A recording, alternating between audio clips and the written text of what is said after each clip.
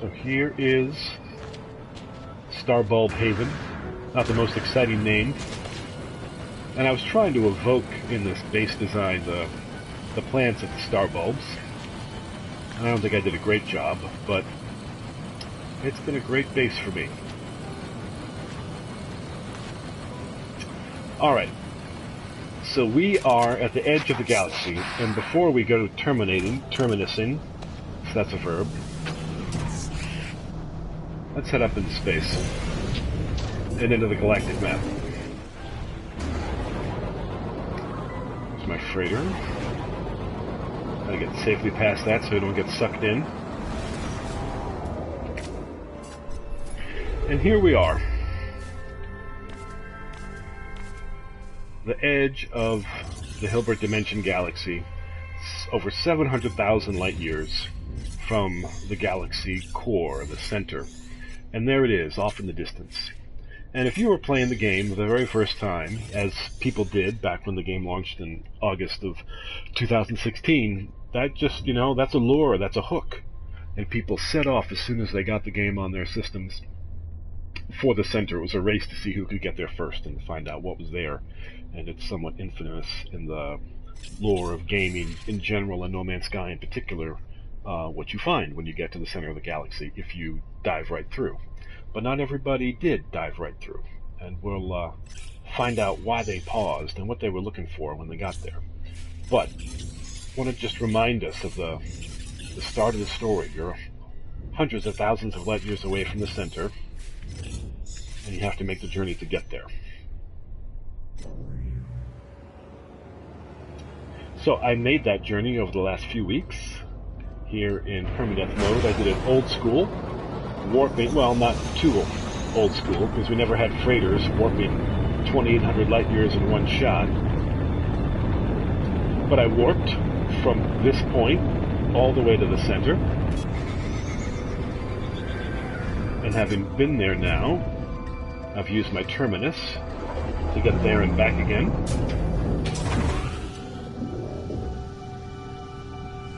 So we can traverse those 700,000 light years in a flash, which we're about to do.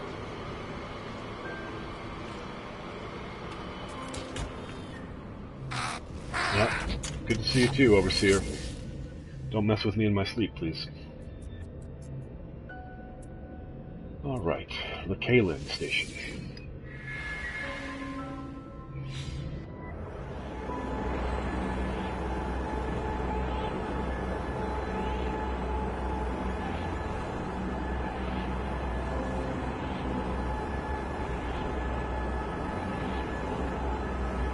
Happy Father's Day to those of you celebrating here in the States. I think it's just an American thing, isn't it? But those of you who are fathers and have cause to celebrate on this day, Happy Father's Day to you.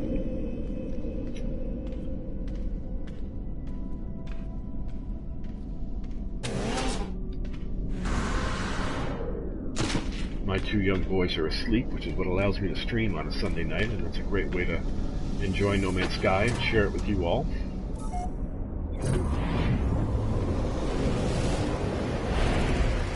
So,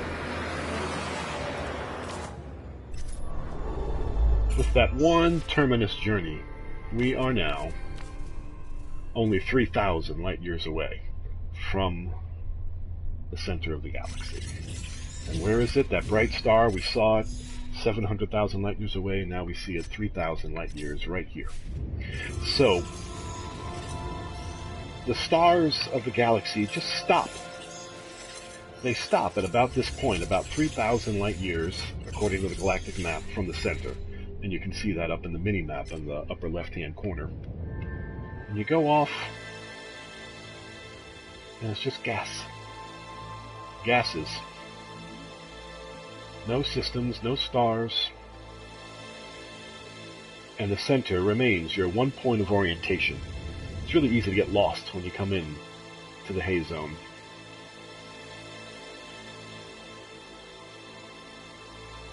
And then we've always had this strange effect. People have debated, does this say that there's this little bright point of light that kind of separates from the center? Is that just an effect of graphics? Is that an indication that there's a second center here, a second system? No one's ever figured that out. But it shows up across the galaxies. We're in the Hilbert dimension here. You see that same little point of light in the Euclid. You see it later on in Calypso. You see it in further galaxies. Wherever you go, there's this strange effect. And you can get, looking at the galactic map, right up into it. 150 light years from the center, 100, 95, and 21. Go up a little bit. Now we're too far away. 0. Or thereabouts. The center. There it is. And what's here? What can we choose? What can we select? Nothing. There's nothing you can do in here. So you go back to your system at the edge of the galaxy, and you select the path to the galactic core. And if you follow that, it's going to take you to one system in each sector of space. And we're going to go there with this one.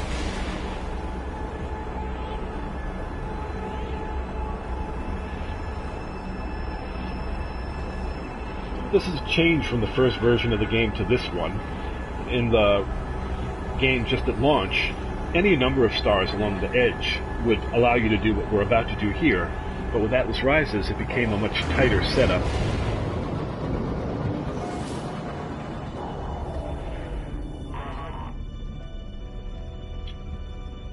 Here we are, Char 7, which at this point we're interested in because of its position in the galactic map.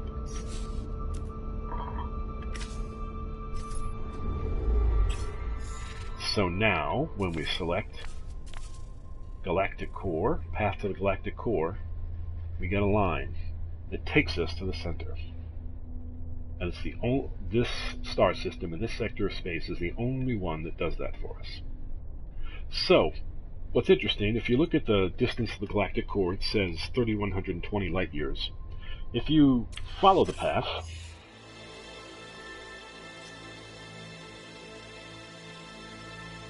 it takes you in, and it says hyperdrive has no fuel.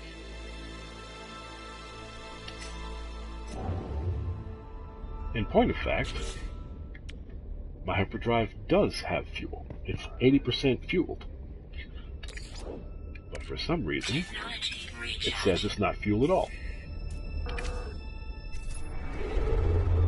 You go back out, select Galactic Core, follow it, and now, mysteriously, it says I have enough fuel to make the jump. But look at the distance in the bottom left. Warp calculation validated. Warp 6,328 light years. This is what people, I don't know if they looked at it or they didn't look at it during that first few days of No Man's Sky, but the distance when you select the core, following the path of the galactic core, is double what it is when you're just in the regular galactic map. There it is, right? You adjust a little bit when you move up and down the map, but roughly 3,100.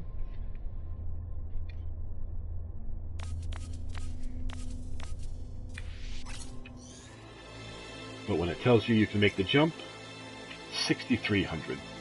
So, to the savvy traveler, this is an indication that something strange is going on here. And something strange is going on just in our simple reality of how warp drives work. This is an Explorer class, an exotic ship. It can warp 1,400 light years, normally. Show you that. Just head out among the stars. See in the bottom right,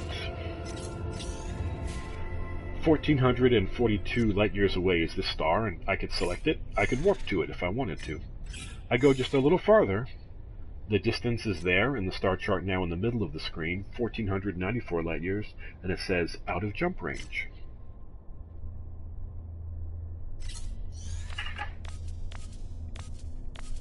Let's choose the path to the core. 6,300 light years, right? Like 4 times the range of my ship, and it says I can make this jump if I want to, which right now I don't. What is going on? This is a mystery. what is going on here with the center and this gaseous area, this haze zone around it. So right now we're not even talking about lore, we're just talking about the mechanics of the game. And the way it's set up. Hello, Stripes. Good to see you, sir. We are doing our Haze Zone tour and kind of telling the story from the beginning of No Man's Sky launch to where we are now with what's going on in this mysterious space. So we're in the region of space known as the Al-Chan Spur. Guessing at the pronunciations, and forgive me because I never mastered No Man's Sky procedural names. We're going to go to a different region of space. Here's the Recon's Expanse.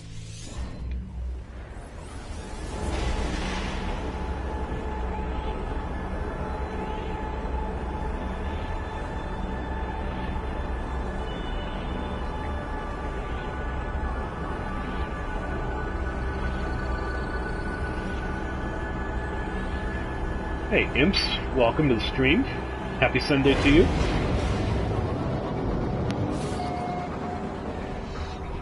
Oh, look who showed up, Nada and Polo. Maybe they heard about the stream. Just joking. No, of course they didn't. Alright. So I just picked a system at random. Here's the path of the galactic core. And what's it doing? It's taking me way out of this region of space. Let's follow it and see where it takes us. Back into the spur.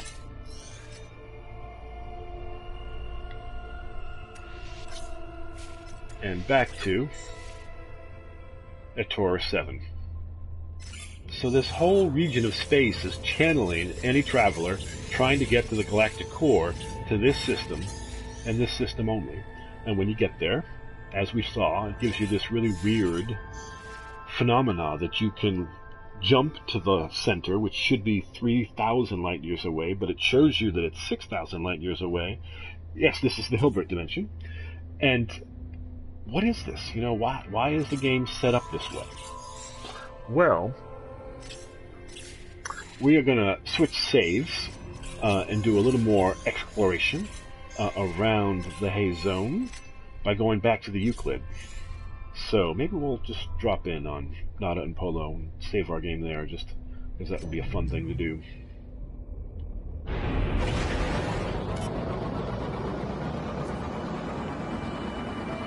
Here is the friendly anomaly. It's been a busy weekend in Waking Titan, and the most enjoyable for me since that last closing weekend live stream last year. And in the Dreamer components that Emily has directed us to on the Myriad dashboard, folks have noticed that one of the stats, one of the vital statistics that you can track for the Dreamers, I have no idea why I'm talking to Nana, I don't really need to, but we're going to do it anyway. One of the stats that's being followed is distance to anomaly in parsecs. So here's this Waking Titan Myriad phenomena, and there is this connection, very almost explicit connection to what's going on here in No Man's Sky. So is it this anomaly? Is it Nada and Polo that's being tracked on the Myriad website? We'll find out, I'm sure, as the weeks unfold. So here's Nada, and I've done all my Nada Polo interactions, so this is Nada's last message, and it, like Polo's, it repeats on a loop every time you visit them. And Nada says, all must end, time must end. Even here, Nada and Polo cannot escape reality fall. Data cannot survive. Make peace, find happiness, be who you want to be. Goodbye, companions, goodbye, stars. I will remember. All the pieces have fallen into place, Nada explains. Where once Nada stared at star charts, now they see lines of code. There are connections and patterns everywhere. Perhaps I will understand soon. Perhaps I will see existence as Nada sees it. I shiver as I say goodbye. And you have three options with Nada. You can seek the path of the Atlas, which gets you back on the Atlas interface storyline. You could ask for a shortcut to the center, or you could ask for resources to aid your exploration. And Nada gives you tech. If you have tech, Nada gives you units in that case.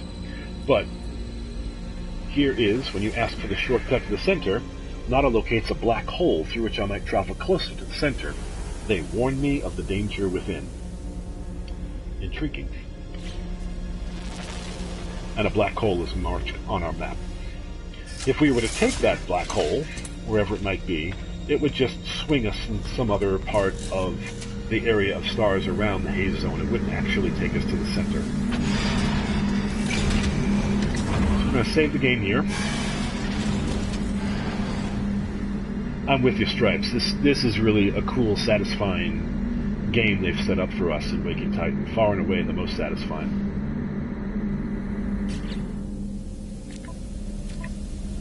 At least for me, of the journey so far. Alright. So we're now going to jump into my normal save, which is in the Euclid.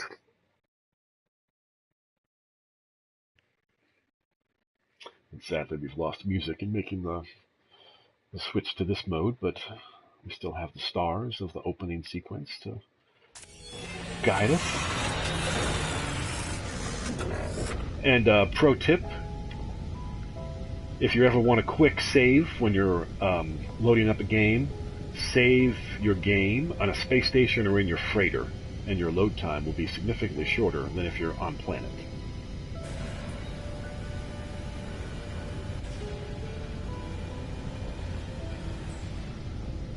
Yeah, that distance to anomaly thing is really intriguing. There's also, I think this was for Unha, if I'm remembering her name. I particularly noticed that there, the heat shield, the life support, and the hazard protection, or kinetic shield maybe, those three are also listed there as well. Why are those being listed in a, virtual reality dream research headset? It's quite intriguing. Look who showed up here as well. Nada and Polo. I love it. Alright, so here's the Euclid. And here's the Euclid Haze Zone. Right on the edge of it. I already pre-positioned us here. Different color. All the galaxies have a different color. And the center in the Euclid is so much larger than the Hilbert one. And the center varies slightly from galaxy to galaxy. But the dynamic of you have a certain line of stars, roughly at the 3,000 point, and then you have this strange, empty, gaseous part of space. And here again, there's that slight point of light. Is it just an optical trick, or even glitch, or is it indicative of something that's here, separate from the center? We don't know. Nobody knows. So, it used to be, at a certain point after the game launched, it launched in August 9th, 2016, and then in September, something started to happen in the Haze Zone that hadn't happened in the first month or so of the game. And when you were in the Haze Zone, you could scan for discoveries, and star systems started to show up out here in the Haze Zone. It doesn't seem to work quite as much anymore, and when they do show up, all you get is the header contact, and you don't see a star. You used to get full information about what the star system is, and we're going to see that phenomena again in just a little bit as we make use of this save and how it came to be, because I ran this save playing version 1 of No Man's Sky and then upgrading, which is partly why you see this.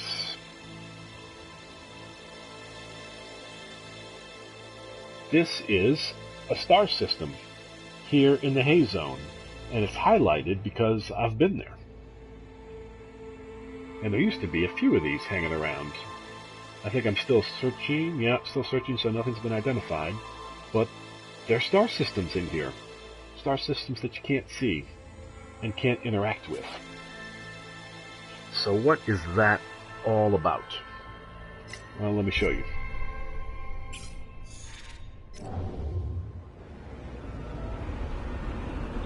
We are going to head to the space station.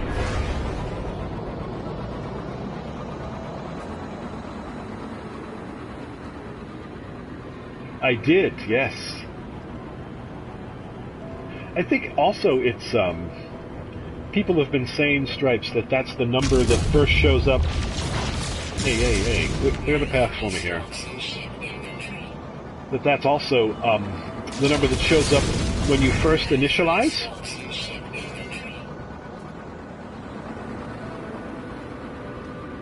So again, a very explicit No Man's Sky reference there in the Myriad dashboard app.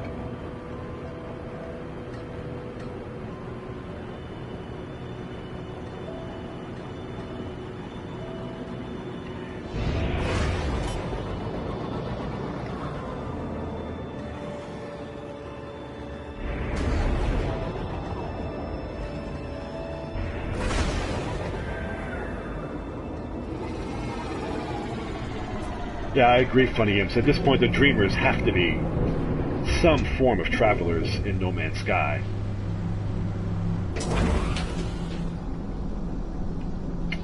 We're going to head to the terminus here in this star system.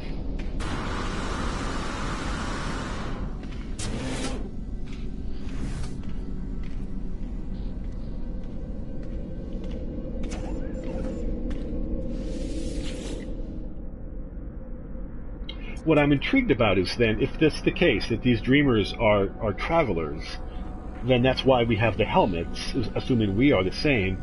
So who are these other travelers that we've been meeting who aren't wearing these helmets? What's going on in that transaction? Because I have faith that the folks at Hello Games have thought this through pretty deeply. And how is this going to play out for us? All right, we are going to go to this particular station, Vatarkul. So when 1.3 launched, the names of star systems and regions of space changed. And they changed in many cases by being truncated and given new suffixes. They were shortened, and some new phrase or words was put in it. And this, Vatarkul, if you look quickly, was discovered by Styx. If you know your No Man's Sky history, this is the system that in October of 2016 started to show up when you would select the galactic center in the map, in the galactic map, when you would look at it. It showed up as discovered by Styx, and it was named Vajisato Umots.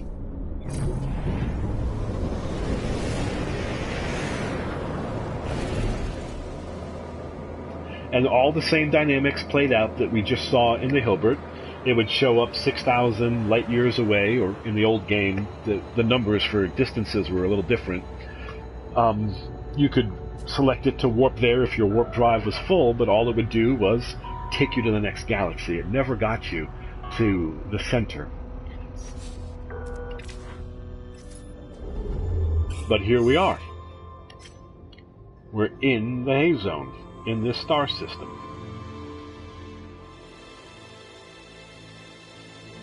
And curiously, the visual marker of the center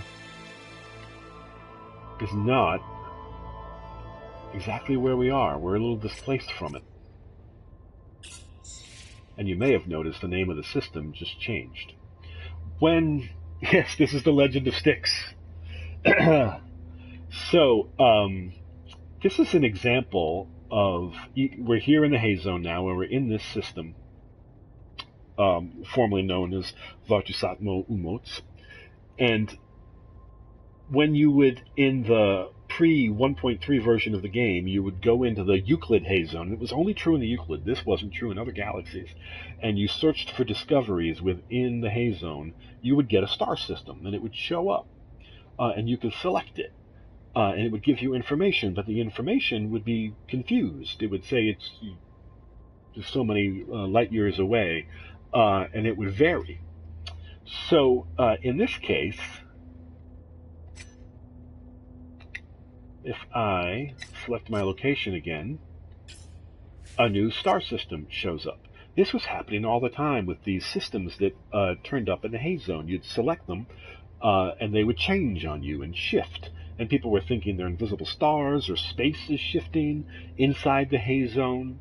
And here's what I have come to understand is going on. with the Haze Zone. So here's the system that it's saying that we're in right now. Rivenlo-et. I'm going to go out now of the Haze Zone, kind of just flying through.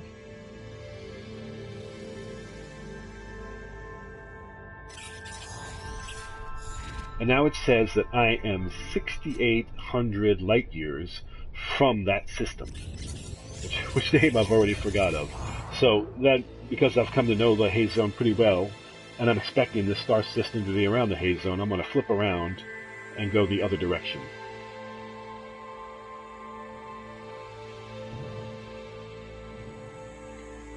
Yeah, streamers were just going crazy trying to figure out what is it that Styx has found and how do we get there. Alright, so notice the distance of the star system now? 1,624 light years. So it's in this direction. 1,500, 1,200, 900. Go faster. 800, so back this way, and then up or down. There we go, 300, 95, you are here. There it is, Rivenlo-et. So this star system, that even though we were in the center of the Haze Zone, in the center of the galaxy, the star system within the Haze Zone that the galactic map is identifying is this one. So when we were in the Haze Zone, finding invisible stars and selecting them, they were actually stars that were outside the Haze Zone, and for some reason being represented to us within it. Somehow, some way, the Haze Zone is this mirror-like space that keeps us from knowing where we are exactly within it. So now if I go back and select my location, let's not do that.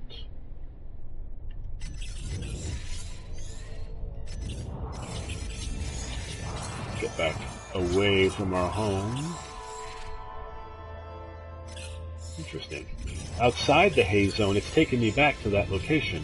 If I go back inside the Haze Zone, and I select my current location, it takes me back outside. Maybe because I found it.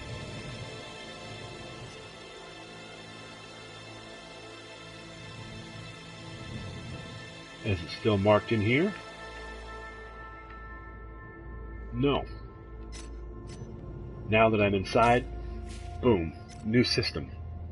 So the Haze Zone is designed to keep us from knowing what is there and keeps us from connecting with it.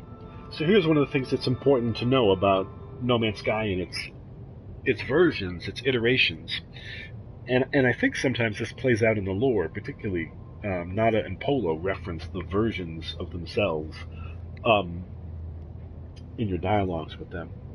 The first version of the game, the one that was released on disc, version 1.0, or sometimes called the vanilla version of No Man's Sky, the dynamics of the game were different. And when you play that version of the game and you get to the edge of the Haze Zone, you can actually take a black hole and it takes you into these systems. Like this one. Like Vatorkul. So if we get down to a planet, this is Genetic Code Prime. Genetic Code's got a bunch of systems in here.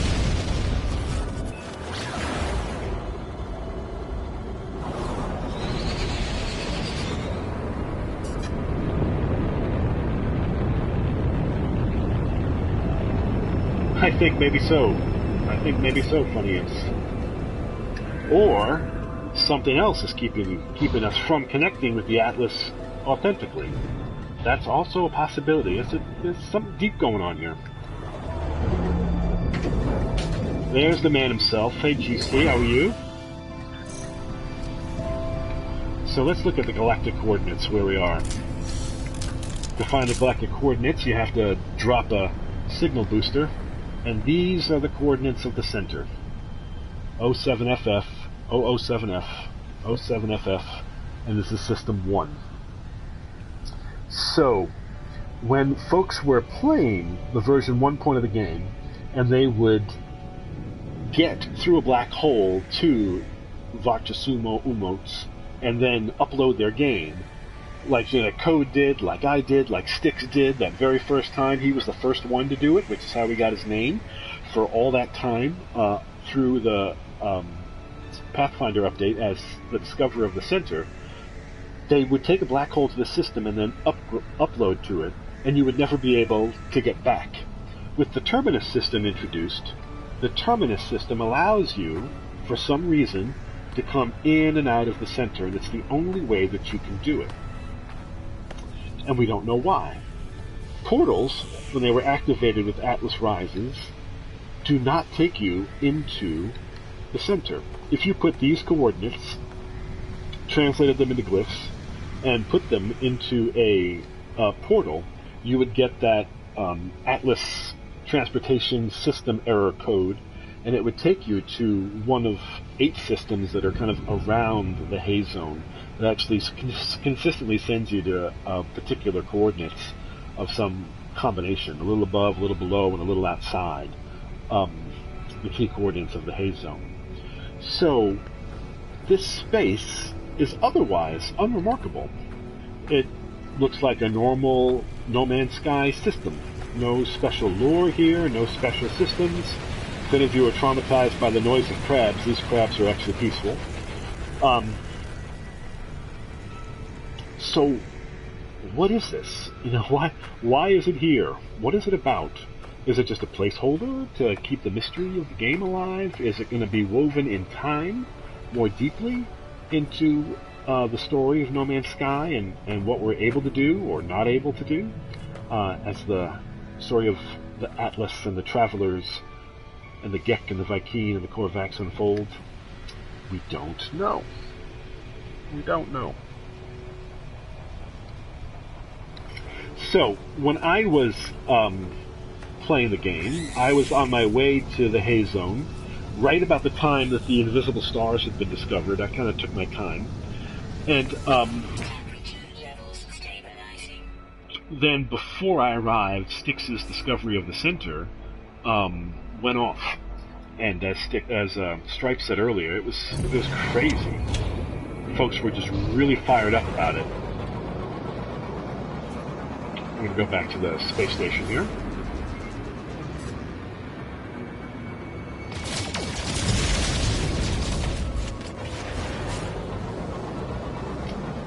And in my passion for the game and for the mystery of the center, I believed that there was some way in, some secret hidden there about the center, and I looked for it. And I started to thoroughly investigate the star systems around the Haze Zone.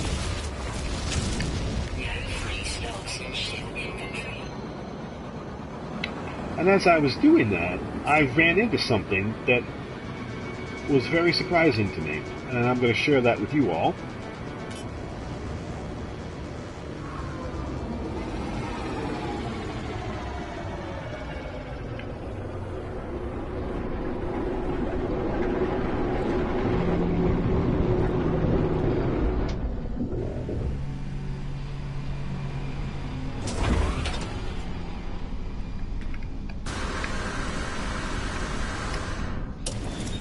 Folks just joining us, welcome to our Sunday night stream. We are in the Haze Zone, in the former Galactic Center discovered by Styx, still discovered by Styx, but what you used to see when you would look in the galactic map. And we're making our way out of it through the Terminus system, which is the only way in or out. But to get to there, you have to play version 1.0 and then upgrade your game with a save in that location. If you're enjoying the stream, I would love you to follow me here on Twitch and get your updates about when I stream. I always try to stream on Sunday nights, but The start time is sometimes uncertain because I have 2 young boys, and getting them to bed can be an adventure. And sometimes keep us late. We were late last time. But we are on time tonight.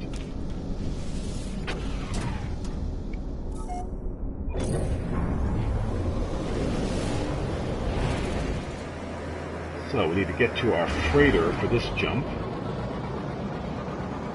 And there she is.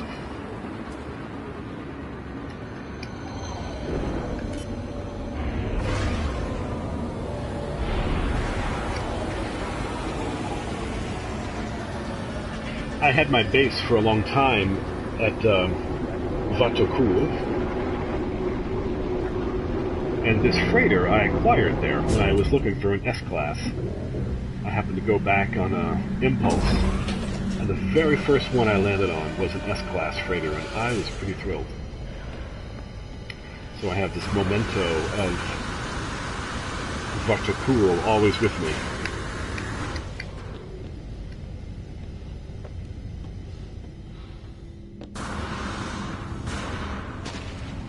All right. So as I said, when Styx's discovery broke through, and like so many others, I was looking.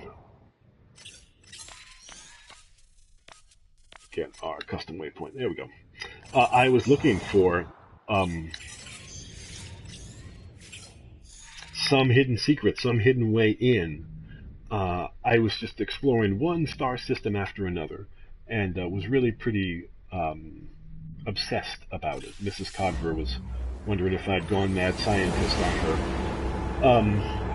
which wouldn't be the only time that she worried about that. As many things as I've gotten excited about, thinking, oh, I figured this out in No Man's Sky, and no, not yet.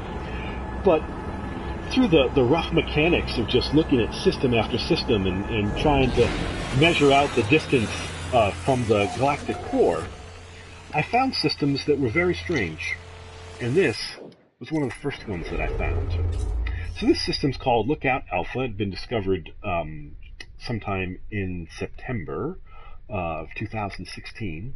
And when I got here, when I was doing my measurements and my investigations, I go into the galactic map,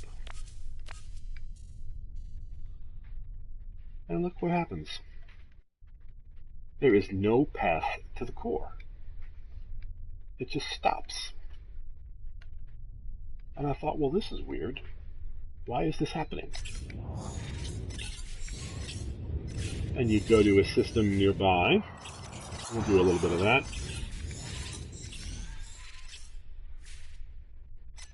Let's warp over here.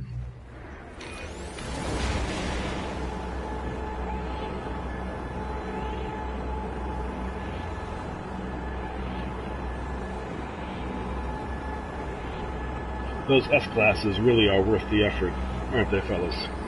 Keep people inspired, genetic codes. Keep us inspired.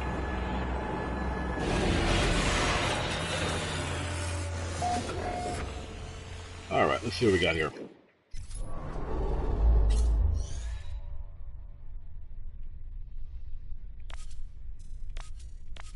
Path to the galactic core. Where does it take us? Denga.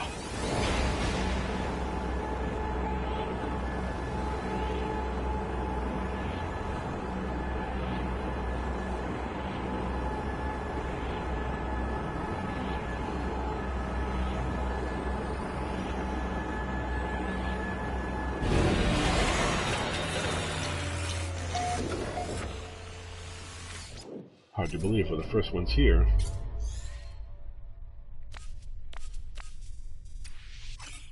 Boom. Takes us to the core. Right? Nothing strange about it.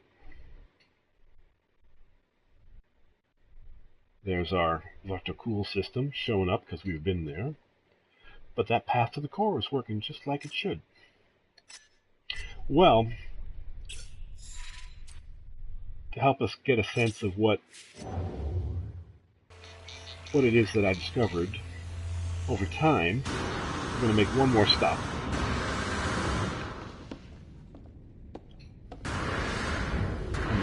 take the terminus back to our base in the DTC section of space. Deep Thought Collective.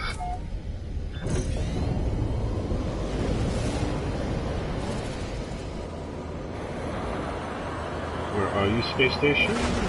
Perfect.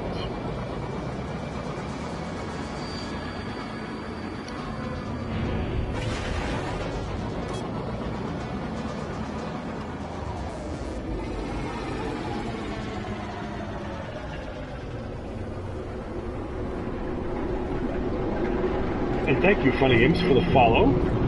Appreciate that.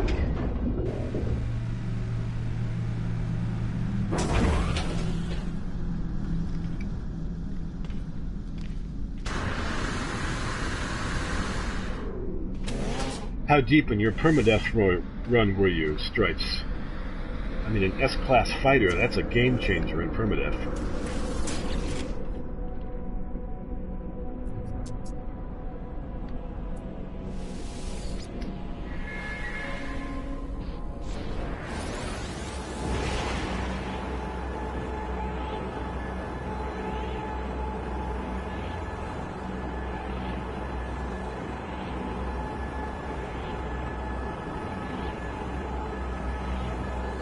Wow.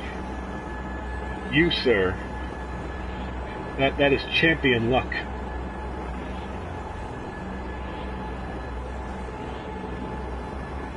Yeah.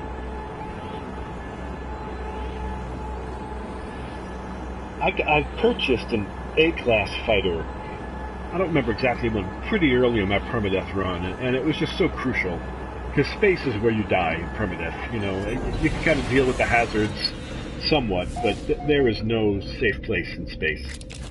So getting a fighter that you can hold your own against the pirates, that is what it is all about. Well, Stripes, this will be somewhat familiar. Here's my base, such as it is. It is this monument. Let's go into photo mode, it's easy to move around.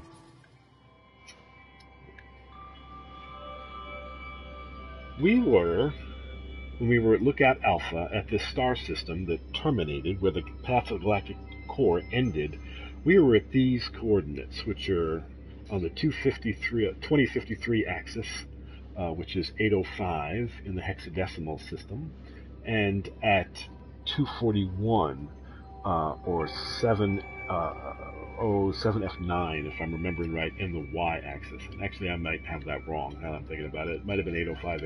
It's not that important. Give you all those numbers if you want. But that system, when I realized I had encountered in all of my searching other systems at specific geometric points, these three, I thought, well, is this a pattern? And I found myself going through the edge of the Haze Zone to this star system. And it had been named by the person who had discovered it Broken Doorway. And I thought, I know why they named it Broken Doorway. Because the path to the galactic core is going to stop. The doorway to the center is not going to work in this star system. And sure enough, it was. Lookout Alpha, Broken Doorway. This system down here is called ViralEnvy.com. Which is an artist, I think in Denmark, somewhere in Europe. You could Google that or just put it in your browser and find out what Viral Entity is all about. But they created some systems in No Man's Sky. And this system was discovered by Babylon Bad Boy, and he named it Sean Murray is a Dirty Liar, which I love. Because maybe he didn't know it, but his star system was a part of this really intriguing structure in space. And it so happened that there was a way that you could find a system just off of the center by using that scan for discovery systems that would consistently appear like the other invisible stars, and only along this wall, which is why in this monument to the Atlas and to the Haze Zone I left it open. Well, I realized at some point that I wasn't making any headway. I found these systems, it was really intriguing, but I wasn't making a breakthrough in terms of any kind of system to discovery to find. So that's when I jumped to the Hilbert dimension. And I wondered, would these same star systems be in place? And my thought at the time was, maybe you have to refuse the atlas to get access to the hidden center. So I started over in the Hilbert dimension. I refused the atlas as soon as I came through, and I made my way to the center.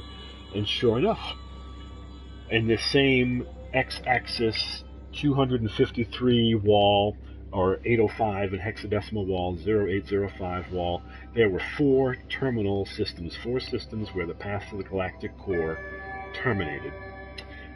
And yet I discovered one of them. I tried different things to get me through, and nothing activated a mystery or opened up a gateway into the center. And also, when I got to the Hilbert dimension, I learned that the technique of scanning for invisible stars, so-called invisible stars in the Haze Zone, didn't work. It only worked in the Euclid. It did not work in the Hilbert dimension. So I started to search around other stars out of curiosity more than anything else. And that's when I realized that this pattern of terminal systems at key points around the Haze Zone repeated. It repeated all the way around. You know, the Haze Zone is a cube. And these 12 systems in the Hilbert dimension were all terminal. Although, curiously, two of them, the path didn't go to the center, but it also didn't just end. It redirected you to other sectors of space. And I didn't really understand why that was, but the broad pattern of what looked to me like atlas symbols, diamond shapes, written into the stars of the Haze Zone, just really, really intrigued me. And I thought, well, I need to go back and look at the Euclid galaxy, which I'd left, and see, are these other stars, are they terminating, star systems, are they terminating in the Euclid galaxy too? So I started up a new save. I went to the center of the Euclid galaxy a second time, and I did a thorough search, and sure enough, these same 12 systems, I'm going to make it daytime, let's get the sun up here.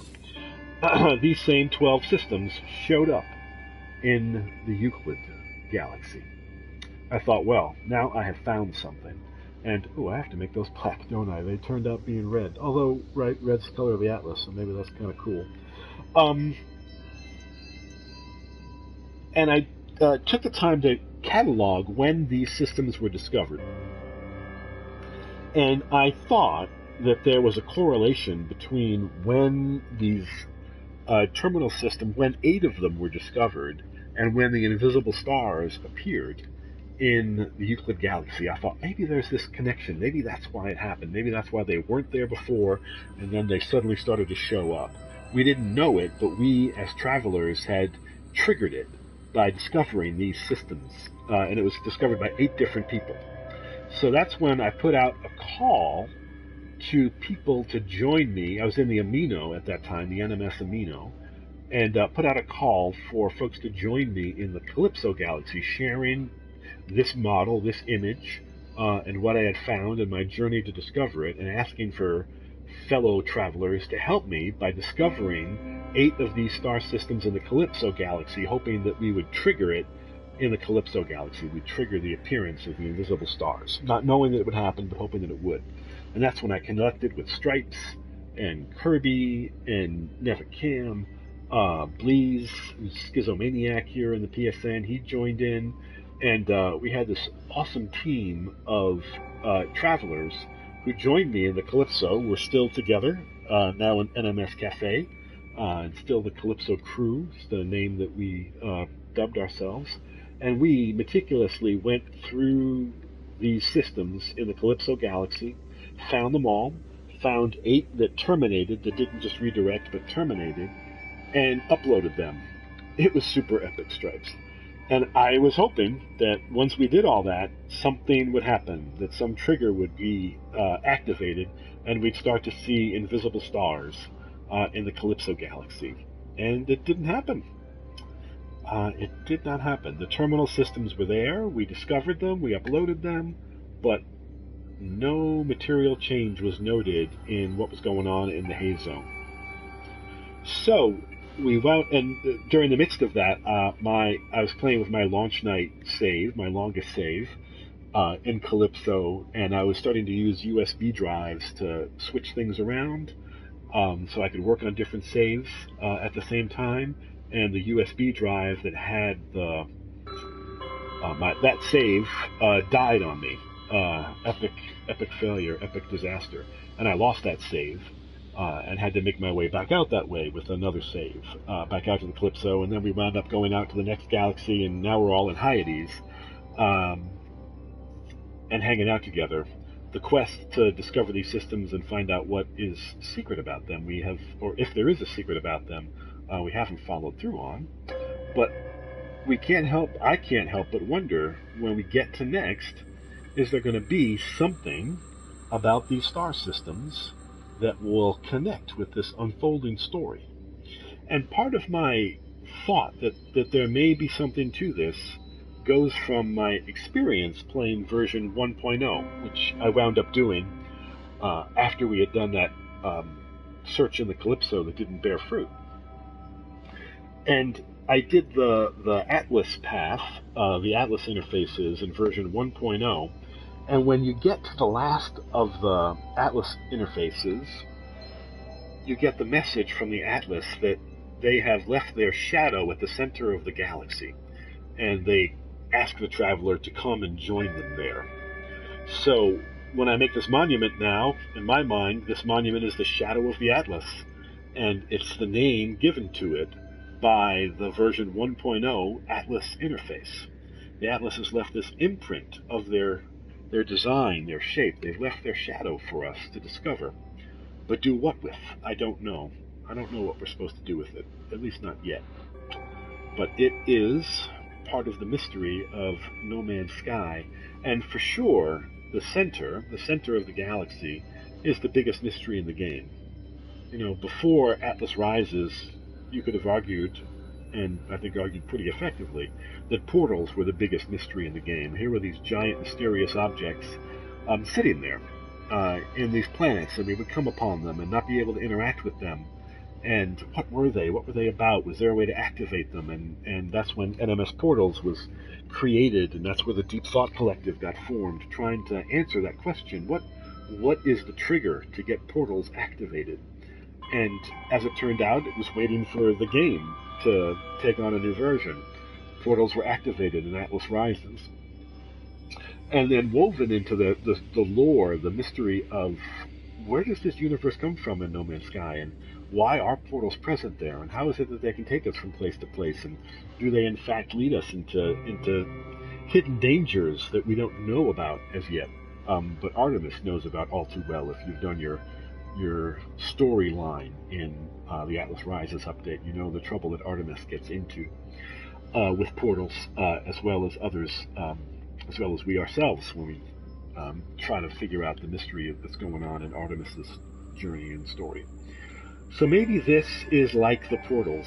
Maybe when we come to next, or maybe to a later update, something will unfold, and there'll be something that we can do with these terminal systems that can take us into that Haze Zone space where something is waiting for us to discover.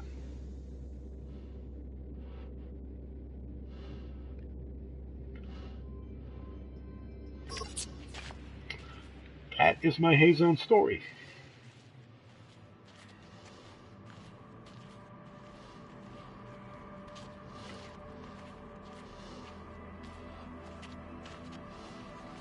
Oof.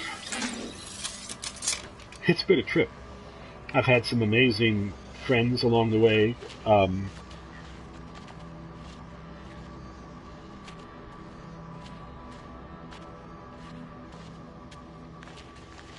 And the mysteries are beautiful, Stripes. I agree. There are all these abiding questions that we don't know. We don't know what's going on. I thought I would take off, but you know what? Let's go to that tag system and let's just do a little exploration. I am so anxious for the next update. I just think we're going to have a whole buffet of mysteries to dive into. They have set so many things in motion. Headbark is where we started our journey tonight here in the Euclid.